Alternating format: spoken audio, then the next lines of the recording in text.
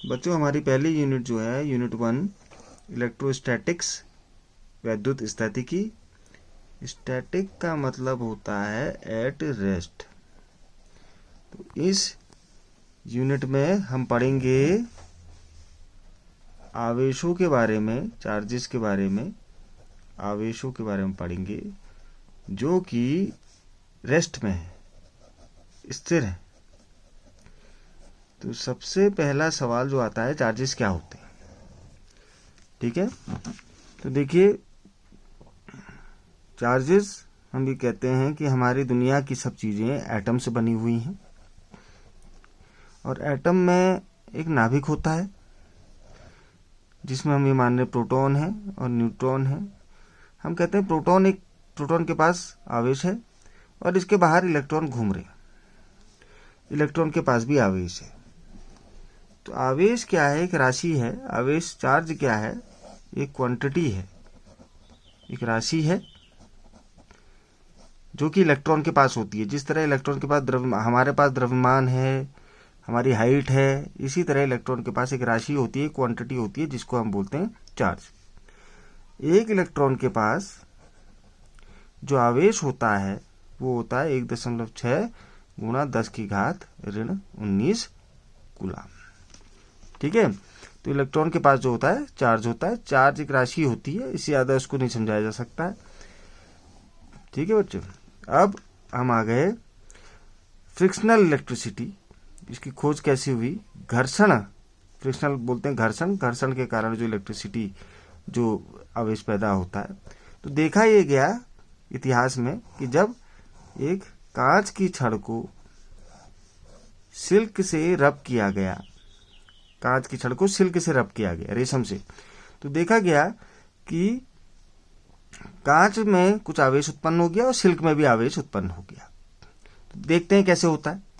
मान लीजिए पूरी कांच की छड़ के पास 500 प्रोटॉन है। मान लीजिए, कह रहा हूं, ऐसा होता नहीं है, समझा रहा हूं बस। 500 प्रोटॉन, 500 इलेक्ट्रॉन। माना सिल्क के पास पहले घिसने से पहले 1000 प्रोटॉन और 1000 इलेक्ट्रॉन घिसने से पहले। जब आप इन दोनों को घिसते हैं, रब करते हैं, तो हो सकता है कि इसमें से 10 इलेक्ट्रॉन कांच से सिल्क में चले गए। तो नई स्थिति क्या बन गई? अब ये तो पहले है 500 प्रोटॉन 500 इलेक्ट्रॉन, 1000 प्रोटॉन 1000 इलेक्ट्रॉन। घिसने के बाद कांच की छड़ में हो गए 500 प्रोटॉन और 490 इलेक्ट्रॉन, क्योंकि 10 इलेक्ट्रॉन यहां से सिल्क में चले गए। तो सिल्क की क्या स्थिति बनी? 1000 प्रोटॉन और 1000 10 इलेक्ट्रॉन। भैया ये देखिए 10 यहां से कम हो रहे, तो 10 इलेक्ट्रॉन यहां ज्यादा हो रहे हैं। जितने इलेक्ट्रॉन यहां से जा रहे हैं उतने इलेक्ट्रॉन सिल्क में जा रहे हैं। तो अब देखिए सिल्क का, कांच का ओवरऑल चार्ज कितना हो गया? प्रोटॉन का चार्ज प्लस होता है, ये माइनस हो गया, तो ये आ गया +10। इलेक्ट्रॉन माइनस होता है, प्रोटॉन प्लस होता है, तो ये आ गया -10। तो घिसने के बाद कांच की छड़ में 10 इलेक्ट्रॉन की कमी हो गई। इलेक्ट्रॉन की कमी के कारण इसका चार्ज 10 हो गया, +10 कह सकते हैं। और सिल्क में 10 इलेक्ट्रॉन ज्यादा हो गए।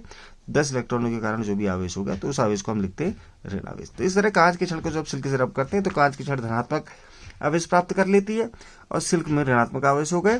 तो हम ये समझते हैं कि जो भी आवेश आ रहा है, जो भी आवेश आ रहा है वो इलेक्ट्रॉन के ट्रांसफर की वजह से आ रहा है। कोई चीज पॉजिटिव भी हो रही है तो उसमें इलेक्ट्रॉन की कमी है। पॉजिटिव का मतलब इलेक्ट्रॉन की कमी और नेगेटिव का मतलब है इलेक्ट्रॉन की अधिकता, ठीक है। यहां पर 2-3 चीजें देख लीजिए। कांच की इन दोनों सिस्टम, इन दोनों को, कांच की छड़ और सिल्क को हम एक सिस्टम बोलते हैं। कांच की छड़ और इलेक्ट्रॉन को, सिल्क को हम सिस्टम बोलते हैं। तो सिस्टम घिसने से पहले सिस्टम का कुल आवेश हो गया 1500 प्रोटॉन। सिस्टम का कह रहा हूं, अब कांच की छड़ और सिल्क का अलग अलग नहीं कह रहा हूं।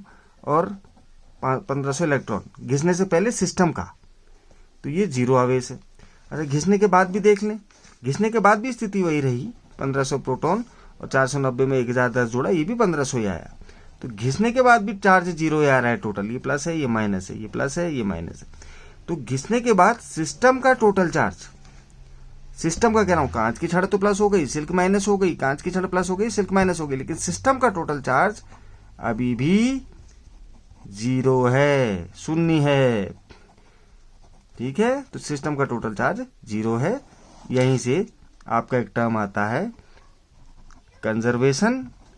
कंजर्वेशन का मतलब होता है संरक्षण। ठीक है, संरक्षण। तो ये क्या है, हम इलेक्ट्रॉन को न पैदा कर सकते हैं न नष्ट कर सकते हैं। मतलब हम लोग इलेक्ट्रॉन को नहीं, चार्ज को कह सकते हैं। हम आवेश को हम लोग ना पैदा कर रहे हैं न नष्ट कर रहे हैं, हम खाली आवेश को एक जगह से दूसरी जगह भेज रहे हैं। इसको बोलते हैं चार्ज कंजर्वेशन।